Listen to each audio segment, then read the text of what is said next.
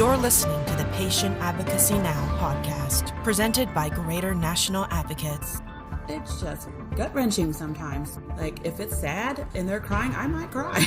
Amazing how many doctors do not even want to treat somebody who has Medicaid. Medical system is about making money. And I said, so are you hiring more nurses, or you're just telling each nurse to work harder?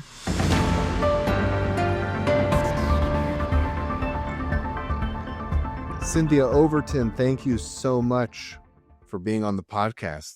Thanks for having me, John. You recently wrote a book, The Clear Cane Chronicles. And for people who aren't familiar with it, I think we should start there. Tell us a little bit more about The Clear Cane Chronicles, where the idea for the book came from, what it goes over, and why you wrote it now. Okay, excellent question. Great place to start. Clear Cane Chronicles is a book I recently released. It's a book really that focuses on person-centered care, and it's really designed to make person-centered care, simple, relatable, easy to implement. The book shows, what person-centered care looks like, in action. I use all these stories. I use actually very established frameworks to talk about person-centered care. And then, everything is really supported by research. And I wrote it specifically for patients, providers, or like doctors and other healthcare professionals, and payers, so insurance companies, because, those three audiences are just, of course, so essential to the types of care that we receive as patients and how care is delivered.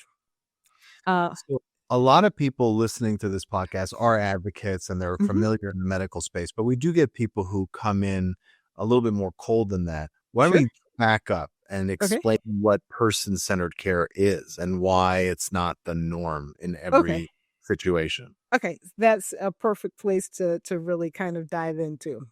All right, so I always answer this question by bringing it back to kind of like what most of us have experienced, and that's traditional care, right? Traditional care is provider-driven. The doctor diagnoses you, tells you what the plan is, and you follow it. That's the kind of care that I grew up with. Then we think about patient-centered care. That shifts things just a bit, and patient-centered care is fantastic. It's much more collaborative than traditional care. It respects your preferences. It involves, patients and decisions about their health. Fantastic. But person-centered care is really where the magic happens. It looks at you as like the whole person within the context of your entire life. It takes into account your personal goals, your relationships, your environments, even your belief system. It's care that kind of like extends out of the doctor's office and makes space for your like lifestyle, bringing that to the table. And so it's a thing of where you're an expert in your life, what you need. The doctors, of course, and the nurses, they're experts when it comes to, the medical part. And so the idea is really for people and medical professionals to really work together, to provide the best care possible that's personalized. And here's how I really, really like to describe it. I describe person-centered care, really all three models of care. I bring it back to television. We've all seen, many of us, I should say, have seen how television has evolved, where we had the old school TV, network TV. That's kind of how I think about traditional care. One size fits all. You've only got a few channels to choose from. Patient-centered care is kind of like cable. You've got more choices, right? But you're still, on somebody else's schedule. You're still, bound by the system. Person-centered care, that's kind of like streaming. It's personalized, on demand, it's responsive. The system knows you, supports your choices. And that's kind of where every industry has evolved to or is evolving to, how we catch a ride, how we shop, how we even think about, people coming into our homes to do these household tasks. That's just kind of like how industry has gone. And so we're really looking to see healthcare follow suit. So that's kind of how I think about person-centered care. And why did you get so passionate about this personally, and what made you do so much research and so much work to actually put a book together? Okay, so a lot of this is based on personal experience, and I was very fortunate.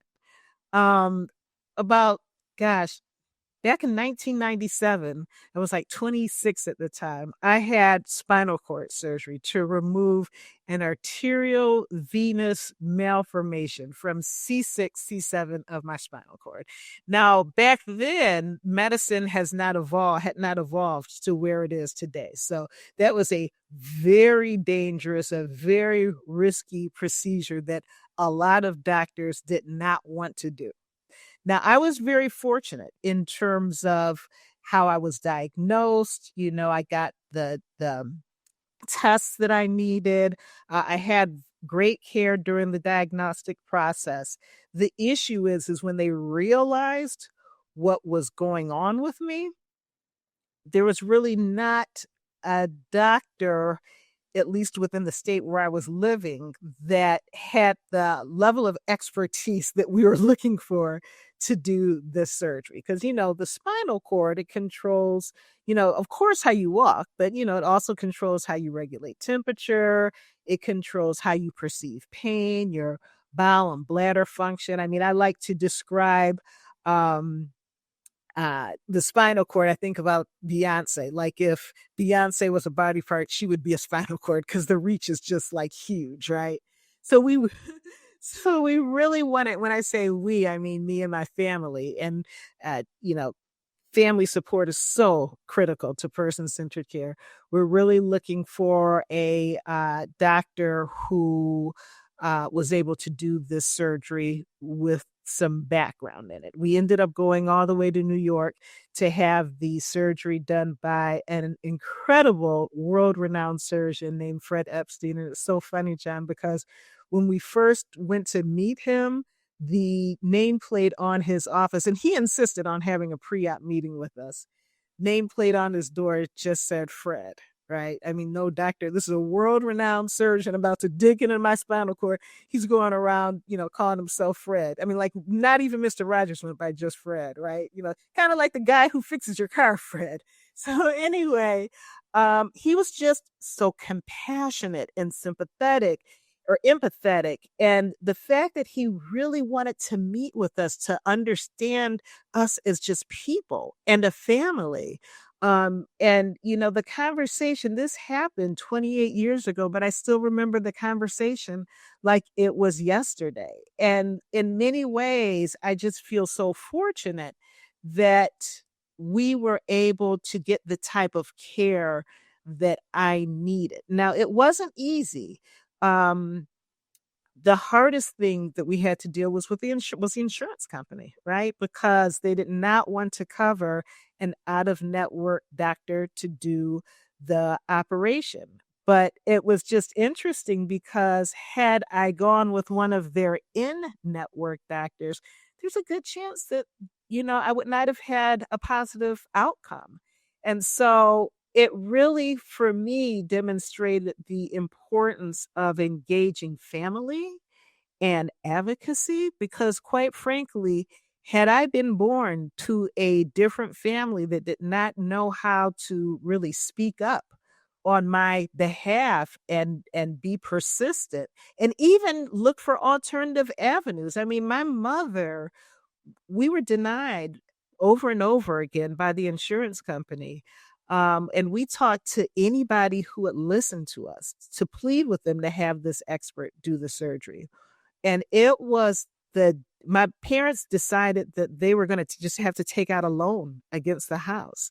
And it was the morning that my mother was going to go to the bank to fill out the paperwork that the insurance company called to say that they would cover the operation. So, financially, it would have been a hardship, but I was very fortunate that we had options. I was in the hospital for a total of 7 weeks. In fact, I wasn't just in one hospital, wasn't in just 2 hospitals. I was in 3 hospitals over 7 weeks. And it's just really interesting. And I talk about this in the book, in terms of recognizing my experiences and being able to track them back to person-centered care and how many of those experiences really aligned with person-centered care. But there are some that really fell short. And I talk all about that in the book. And I draw on two frameworks for person-centered care. One is called the Picker Principles. And those principles are based on research that the Picker Institute, which is based in the UK, did. And I also draw on the National Advisory Board's 6 principles, and their principles really focus on people with disabilities as well as aging or older populations. In terms of kind of like with my prognosis, we did not really know what I was dealing with until the doctor, I had the operation. The MRI found a lesion. And we were very fortunate there was not a cancerous tumor. But after the operation, I was paralyzed. I was paralyzed from the waist down. And I had to go through a very long process to, get up and walking again. But I'm just forever grateful in terms of I had access to the health care that I needed to get the best outcome possible. How long did it take you, and what was that recovery like to go from paralyzed to walking again? That's a really great question. So hospital 1, I was in for 1 week. Hospital 2 was in New York. That's where I had the surgery. That was 2 weeks. I was in inpatient hospital for another 4 weeks. And then when I was discharged, I was walking, like holding on to things for dear life with somebody else holding on to my waist with one of those gait belts. But in terms of independently walking, I was walking within a year. I'll tell you the motivating factor that got me up is that I was taking classes at the time, working on my teaching certificate. And it is so interesting because my mother made me register for classes like from the hospital bed. She was like, "No, you're going to do this." And I was like, "Well, wait a minute. No." And then, I called to register. The guy was like, "Oh, this was back in the olden days. You got to come in and register." And I just couldn't stop talking. I told him for some reason I was in the hospital. He registered me on the spot. So I had to enroll. And we took a trip, Jen, to the Children's Science Museum. And the instructor told us about this trip. She said it was a 2-story museum with no elevator. And I said, "Excuse me, how do children get to the 2nd floor who don't walk?" And the teacher said, "Oh, they carry the children up the stairs." And the thought of being carried up the stairs, I just could not fathom it. And so I worked extra hard in physical therapy. And by the time we had the trip to the Children's Museum, I was still in a wheelchair, using a wheelchair to get around, but I had enough strength to get up and kind of use the banister to exactly scale the mountain. Exactly. It was kind of like rock climbing, but just with stairs. Sure. Amazing. What an amazing story. So talk to me more about some of these principles. I will admit I've heard the term person-centered care. I've heard the term patient-centered care more. Mm-hmm. And I think you're right. The provider-driven care is what most of us are used to, where you go in, you have 10 minutes, the doctor diagnoses you, they give you a set of instructions on what to take, what to do, what not to do, and that's kind of the end of it. Uh-huh. But I am finding a little bit of confusion between patient-centered and person-centered. And maybe you can spend a little more time separating those two, maybe even by kind of citing some of the Picker or the National Advisory Board's principles as examples. Yeah. So, I mean, one of the principles, and I don't have them all memorized, but I can tell you the spirit Yeah. of the principles. Yeah, of So, course. yeah, sure, sure. So, one of the principles, fast access to reliable health care. A lot of people don't have that. And I mean, and the way things are kind of going, I know that healthcare is a very big issue. And it's something that we really struggle with. Being treated with dignity, empathy, respect.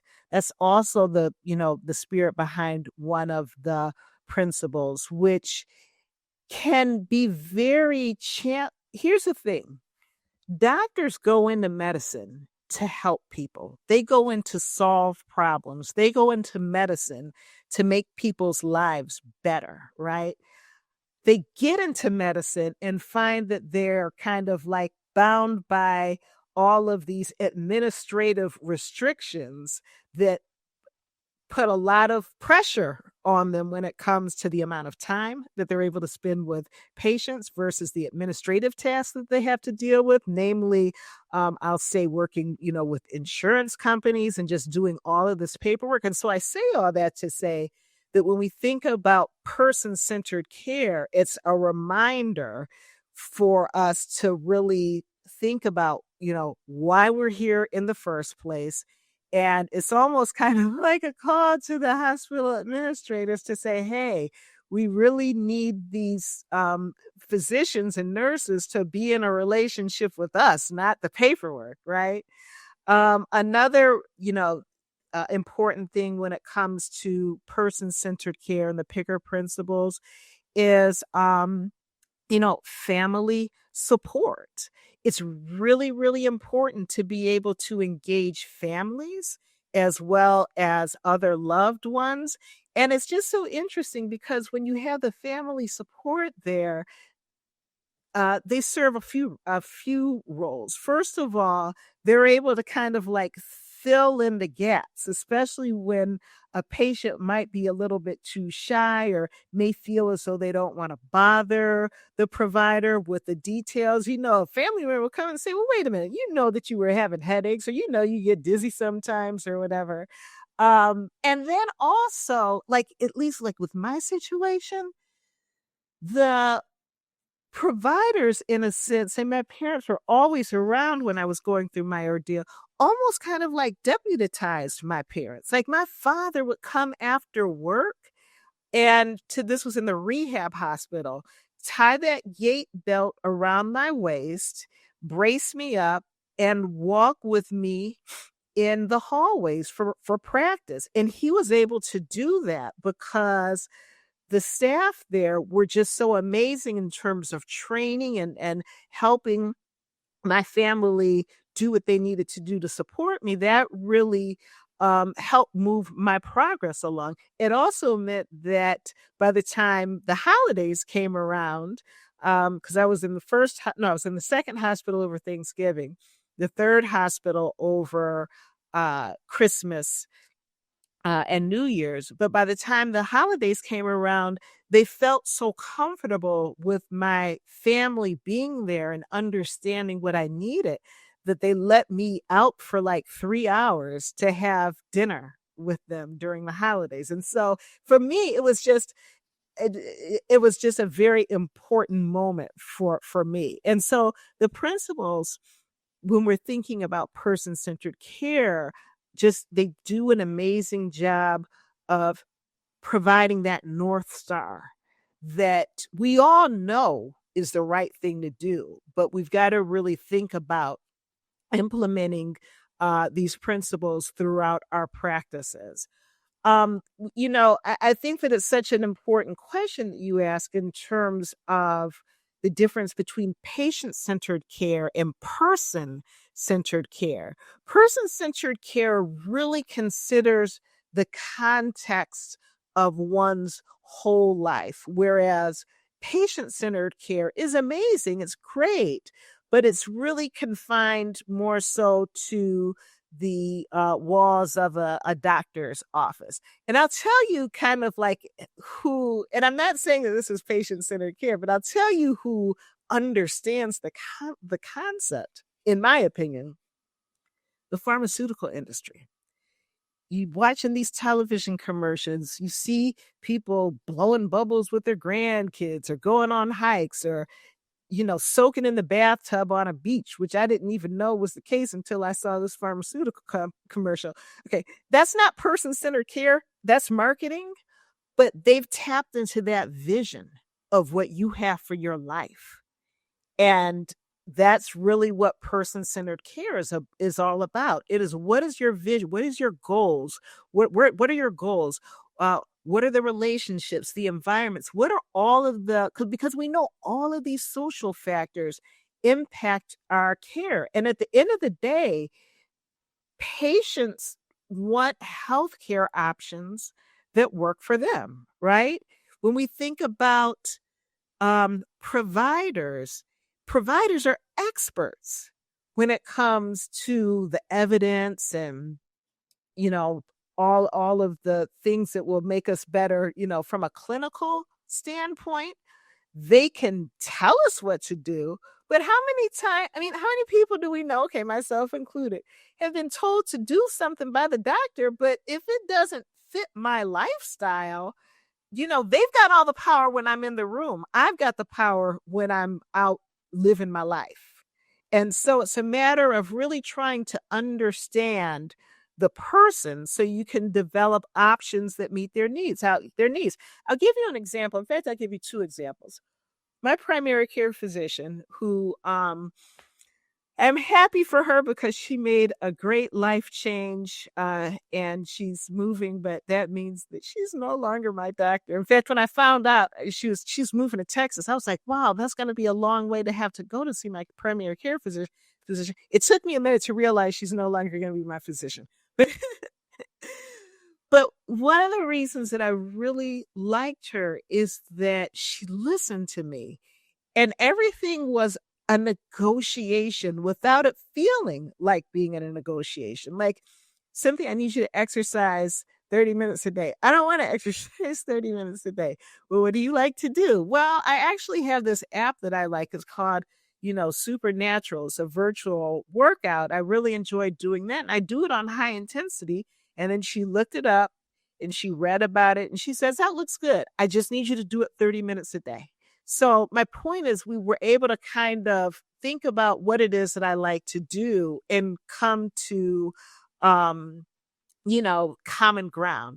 But another example, and I promise you I'm not paid by One Medical. I just happen to love One Medical because for me, they really kind of get person-centered care. I don't know if this was their intention, but in my opinion, they get it. So let me kind of just give you a background on it. It's One Medical is a service that you can subscribe to where you have your primary care physicians. They use lots of technology, making it very easy for you to, schedule an appointment, cancel an appointment if you need to. All of your medical records are right there. It really empowers the patient to access care the way that they need it. So there was one day, I was headed out of town. I had a skin abscess, which I understand that if, they burst, they can essentially kind of get into your bloodstream and it is not good. Here's the issue, John. I was getting on a plane the next day. So I scheduled a virtual telehealth appointment the night before to talk to the doctor. I figured, she'll just give me some antibiotics and I'll get on the plane and go. I scheduled this telehealth appointment. I explained what's going on.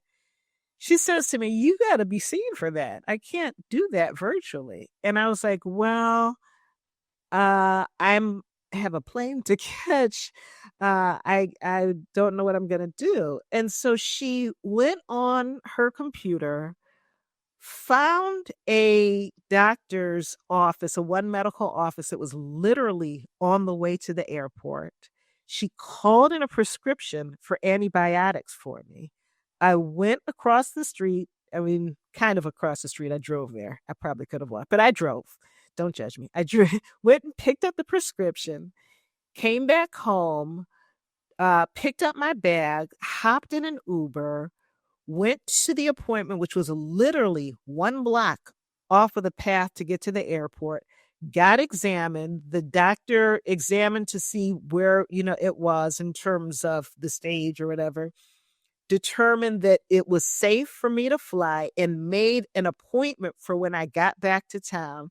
And I was able to then hop in a car service, get to the airport, and make my flight. Now, can you think of anything better than that when it comes to care? No, that seems like a white glove, that ushered you through the whole Yeah. process. That's pretty amazing. Yeah. And honestly, I have used that service in, one time I needed to get some blood work done. I had an hour to kill before I checked into a hotel. This was in LA. I live on the East Coast now. Just went to the site, got my blood work done, easy breezy. And I've had medical emergencies, one in New York, one in Chicago, was able to make an appointment, went right in. And when I say medical emergencies, I mean that involve broken bones, little baby bones, but still. But was able to get, seen and get the next step and direction that I needed. So I'm not saying that they're urgent care. They're not urgent care, but they're a place to go so you can kind of understand what your next steps are. Yeah, I think that helps. Using those examples really does kind of paint the picture of the difference between patient and person-centered care for me. I mean, I think you said the word holistic early on. There is a more holistic, collaborative approach to the person-centered care than just being patient-driven. Mm-hmm. Who is the book that you've wrote? Who's it really targeted for? Who's meant to read it, and what are they meant to get from it? Yeah. So 3 primary audiences, but it's really for anybody. First of all, it's for anybody who wants to be entertained. I mean, it's really intended to be very conversational, and as well as educational. So 3 primary audiences. We've got your patients. First of all, when I was a patient, John, I did not know what it was like to be in a hospital. I didn't know like when I was told that I needed to go to the hospital, I didn't even know what it's going to be like checking in. Like I'd only seen, emergency room admissions and, in terms of people coming in on gurneys or whatever. So I didn't know what that was like. I didn't know what it was like to get an MRI. I didn't know what it was like to, be in a hospital room, with a patient that was going through another medical emergency. I mean, there were just so many things about hospital living I had no idea about. So I want patients to have a picture of what it's like and what to expect as they kind of navigate the healthcare system. And then there was also the whole new experience of transitioning into disability. I had 0 mobility issues before I realized what was, going on. Just one day my foot stopped working. I developed foot drop. And from there, that's what kind of led us to understand that we had a spinal cord situation going on.